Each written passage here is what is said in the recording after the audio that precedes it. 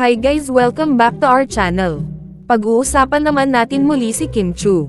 Napag-usapan nga natin sa ating previous vlog ang sunod-sunod na success ni Kim Chiu sa Prime Video. Pareho kasing successful ang dalawa niyang TV series na Fit Check at Ang Linlang. Ngayon naman ay may bago na naman project si Kim Chiu kasama ang kanyang bagong love team na si Paolo Avellino na What's Wrong with Secretary Kim. Grabe nga ang support ng fans at talagang patok ang tambalan ni Kim at Paolo.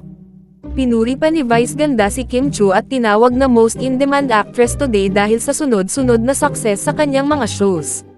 Masasabi naman natin na well-deserved ito dahil talagang dinalingan ni Kim at isa siya sa dedicated at hardworking na artista.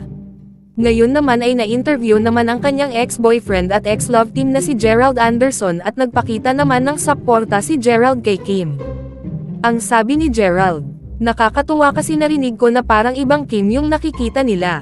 Pero I'm happy for her because talagang yun yung perfect word, hard worker talaga yun.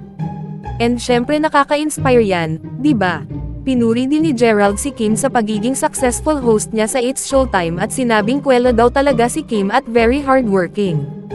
Matatandaan nga natin na isa ang Kim Earl sa pinaka-successful love team, hindi man sila nagkatuluyan in real life na natili naman ang kanilang pagkakaibigan at respeto sa isa't isa.